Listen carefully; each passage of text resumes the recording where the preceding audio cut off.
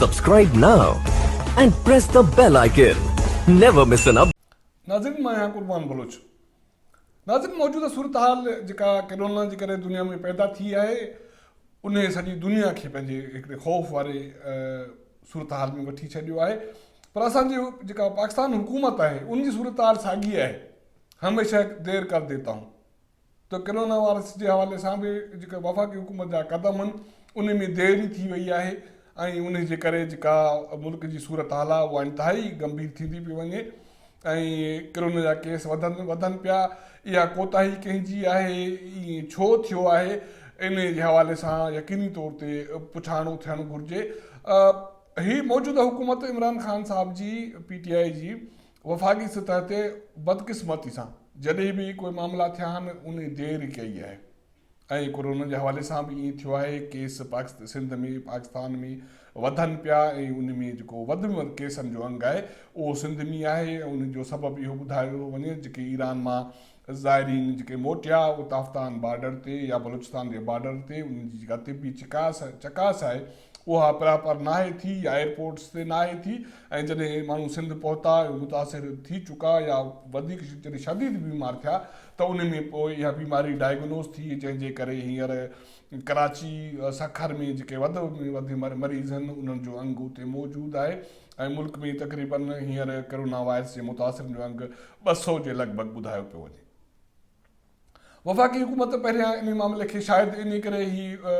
देरि इन करे कई आहे त वफ़ाक़ी हुकूमत पहिरियां इन खे लाइट वरितो, इंतिहाई संजीदगी मुज़ाहिरो न कयो ऐं ऐलान त कया, पर उहे क़दम न खयां जंहिं क़दमनि जी ज़रूरत हुई।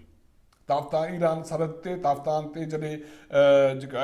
माण्हुनि खे रोकियो वियो, जेके मोटनि पिया उन्हनि जी बि चवंदा तिबी चकास कोई एतिरी बहितर नमूने सां नाहे कई वई या उते जेका एहतियाती क़दम हुया उहे घुर्बल अंग में नाहिनि वरिता विया। तंहिं करे माण्हू जॾहिं जेके मुतासिर हुया उहे स्केप थी जॾहिं सिंध में पहुता या मुल्क जे ॿियनि हिसनि में पहुता त उन्हनि जे करे ॿियनि माण्हुनि खे इहा बीमारी विचड़ी आहे, छो त इहा हथ मिलाइण सां या जेको मुतासिर माण्हुनि जे निछड़ण सां या उन जे पासे में वेहण सां जॾहिं तव्हां उनजी बॉडी सां टच कयो था या जेको टुआल साबुण या ॿियो ॿी का अहिड़ी शइ जेको मरीज़ इस्तेमालु करे चुको आहे तव्हां इस्तेमालु कयो था त उहा उनमें मुंतक़िल ॿिए माण्हू में थिए थी। शायदि इहो ई सबबु आहे त हिते बि पाकिस्तान में इहा सूरत हाल थी आहे। ऐं वफ़ाक़ी हुकूमत हाणे PTI जी हुकूमत हमेशह महांगाई हुजे ॿिया मामला हुजनि, हुन हमेशह ईअं कयो आहे। हाणे जेतोणीकि संजीदा क़दम खणणु हुकूमत वञे पई, पर उन जे बावजूदु जेका सूबाई हुकूमतूं आहिनि, ख़ासि करे सिंध हुकूमत जो जेके क़दम खया आहिनि उन हवाले सां सोशल मीडिया ते WHO तरफ़ां या जेके सियासी समाजी धुरियुनि तरफ़ां उनजी तारीफ़ कई पई वञे ऐं वफ़ाक़ी हुकूमत ऐं पंजाब हुकूमत जी बि उन तारीफ़ करे पई। पर शायदि सिंध हुकूमत यकीनी तौर ते इन हवाले सां संजीदा क़दम खया हूंदा ऐं मुतहरिक क़दम खया हूंदा, छो त सिंध में वधि केस हाणे ज़ाहिर थियनि पिया ऐं घणा मुतासिर माण्हू थिया आहिनि। पर सिंध हुकूमत जी इहा बि शिकायत आहे त वफ़ाक़ी हुकूमत उन जी का माली मदद न पई करे या जेके बि इक्विपमेंट्स आहिनि जेके मुख़्तलिफ़ मुल्कनि मां उनखे मिलिया आहिनि त सिंध खे उनजो जेको ड्यू शेयर आहे या जेकॾहिं उते बीमारी वधीक आहे त उनखे वधीक शेयर हिसो ॾियणु खपंदो, इहे शयूं न पियूं कयूं वञनि। माना सिंध हुकूमत समाजी धुरियूं सुञाण धुरियूं इहे शिकायत कनि पियूं त सिंध सां वफ़ाक़ पारां इन हवाले सां बि माइटरीली माए वारो सुलूक कयो पियो वञे, जेतोणीकि वफ़ाक़ी हुकूमत खे ईअं न करणु घुरिजे, छो त हीअ जेकॾहिं बीमारी मुल्क जे कंहिं बि हिसे में वबा जेकॾहिं माण्हुनि खे मुतासिर करे थी त उनजो नुक़सानु सॼे मुल्क जो नुक़सानु आहे। हिन वबा जे करे मुल्क में ख़ौफ़ वारी सूरत हाल आहे। स्टॉक एक्सचेंज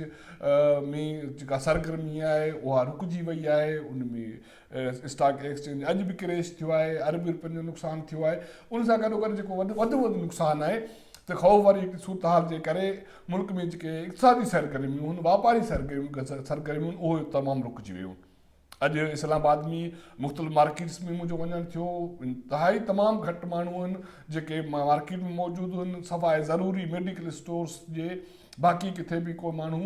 नज़र न पियो अचे। मां हिकु ॿ स्टोर ते मुंहिंजो वञणु थियो, उन्हनि जो इहो चवणु हो मालिकनि जो या जेके बि सेल्समैन आहिनि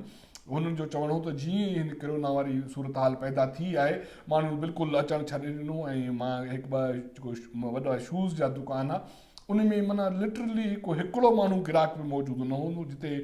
इंतिहाई माना रश लॻंदी आहे या उते इवन उते सेल बि लॻल, पर पोइ बि माण्हू मौजूदु न हुआ। ऐं सुपर मार्केट जे हवाले सां माना उहो कुझु वीडियोज़ मां तव्हांखे शेयर कंदुसि, उते बि इहा सूरत हाल ई रोडनि ते ट्रैफ़िक तमामु घटि आहे। ऐं पार्लियामेंट में कुकड़ू कोप वारी सूरत हाल आहे, छो त पार्लियामेंट में क़ौमी असेंबली जो इजलास मुलतवी थी वियो, उन खां पोइ जेके स्टैंडिंग कमेटियूं PSU सब कमेटियुनि जा इजलास सभु मुअतल कया विया। उते कोरोना खां बचाव जे हवाले सां उते सफ़ाई बि कई वई, दवा खे छिड़कायो वियो ऐं फुहारो बि कयो वियो। ऐं एकड़ ॿेकड़ उते जेको मुलाज़िम आहे हाणे मौजूदु आहे, बाक़ी मुलाज़िम नथा अचनि। ॿी शइ जेका नई डेवलपमेंट इस्लामाबाद में थिए पई उहा इहा आहे त चयो थो वञे त रिथाबंदी तरक़ी वारे वज़ारत तरफ़ां हिकिड़ो हैंड आउट तयारु कयो वियो आहे जंहिंमें वफ़ाक़ी हुकूमत खे रेड ज़ोन खे सील करण जी माना सिफ़ारिश कई वई आहे या उनखे ब्लॉक करण जी सिफ़ारिश कई वई आहे। ऐं उन सिफ़ारिश में इहो चयो वियो आहे त सिर्फ़ु ज़रूरी स्टाफ खे वज़ारतुनि में माना एक्सेस ॾिनी वञे, उन्हनि जी ड्यूटी रोटेशन जे बुनियाद ते हई वञे। ऑफिसनि जो जेको टाइम आहे उहो 10 खां 3 बजे कयो वञे त जीअं घटि में घटि माण्हू हिते ऑफिसनि में अचनि ऐं उहो सिर्फ़ु ज़रूरी कमु आहे उहो उनखे उकलाए सघिजे। उन में सिक्योरिटी जा मामला आहिनि, IT जा मामला आहिनि या डिस्पैच जा मामला आहिनि, जीअं माना ख़त किताबात जी मुंतक़िली जो मसालो आहे। ऐं उन्हनि जे लाइ बि जेको सेक्शन जा सरबराह आहिनि उहे माण्हुनि खे पंहिंजी माना ड्यूटियूं हणनि ऐं उहे रोटेशन जे बुनियाद ते हणनि ऐं उन लाइ जेके बि प्रिकॉशनरी जेके क़दम आहिनि एहतियाती क़दम उहे खया वञनि। इस्लामाबाद जे निजी तोड़े सरकारी इदारनि मां थंब इम्प्रेशन जो जेको सिस्टम आहे उहो ख़तमु कयो वियो आहे हाज़ुरी लाइ, छो त इहो ज़रूरी सभिनी सरकारी इदारनि में हाणे लॻी चुका हुया, प्राइवेट इदारनि में इहो सिस्टम हो, पर हाणे अॼु माना जीअं कोरोना वारो मामिलो थियो इन अमल खे रोकियो वियो आहे। पर उन जे बावजूदि माण्हुनि में जेका आहे माण्हुनि में एहतियात जी कमी ज़रूरु आहे, छो त सरकारी इदारनि में प्राइवेट इदारनि में इवन माना जेको चकास आहे टेम्परेचर जो उन जा बि क़दम खया विया, हथ धोइण जा बि कोई हवाले सां क़दम खया विया, पर उन जे बावजूदि माण्हुनि जे मेल जोल जो जेको तरीक़ेकार आहे सेम आहे, हथ मिलाइणु, भाकुर पाइणु। जेतोणीकि असां कल्ह खां इहा हिकिड़ी मुहिम ज़रूरु शुरू कई प्रेस क्लब में या जिते दोस्तनि वटि वञूं था ऐं असां दोस्तनि खे चऊं था त सिंधी तरीक़ो अख़्तियार कयो, हथ ॿधी जान छॾायो, छो त हीअ बीमारी जेका वबा आहे उहा टच करण सां उहा फैलिजे थी, हवा में नथी फैलिजी। उन सां गॾोगॾु नादरा तरफ़ां हिकिड़ो नोटिफिकेशन जारी कयो वियो आहे, उन में इहो चयो वियो आहे त 1 सेप्टेम्बर 2019 खां जेके शनाख़ती कार्ड एक्सपायर थी चुका या 3 जून ते जेके एक्सपायर थियनि पिया उनजो मुदो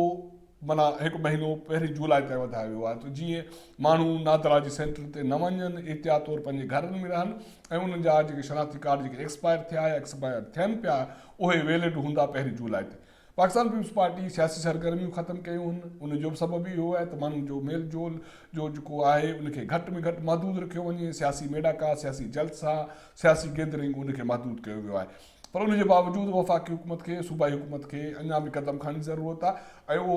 उन क़दमनि में जेको माण्हुनि में सुजाॻी पैदा करण जी ज़रूरत आहे, जीअं माण्हू एहतियाती क़दम खणी सघनि, पंहिंजो पाण खे बचाए सघनि ऐं ॿियनि खे बि बचाए सघनि, छो त जेको बि जेका ह्यूमन जेको नुक़सानु आहे उहो माना वधीक माना हानिकार थी सघे थो, छो त पाकिस्तान में जो कोरोना वायरस जो केसनि जो अंग 200 थी वियो आहे ऐं केस वधनि पिया ऐं जेका मुआशी जेका सूरत हाल मुल्क जी उहा इन लाइक़ु न आहे त इन वबा जे करे उहे वधीक उनखे नुक़सानु पहुचे, छो त उन जी जेका मामला आहिनि मुआशी अॻु में ई पाकिस्तान जा ख़राबु आहिनि। तंहिं करे ज़रूरी आहे त वफ़ाक़ी हुकूमत, सूबाई हुकूमत गॾिजी तौर ते TV चैनल ते, मीडिया आउटलेट्स, सोशल मीडिया ज़रिए ज़िम्मेवारी सां हिकिड़े एक्सपर्ट्सनि जी मीटिंग घुराइनि, उन ज़रिए हिकिड़ो मैसेज ॾियनि त माण्हू हिन वबा खां पाण खे कीअं बचाए सघजनि था। हीअ जेके डेवलपमेंट हुई असां तव्हां सां शेयर कई, असांजो चैनल ॾिसंदा रहो, उनखे शेयर कयो ऐं सब्सक्राइब कयो।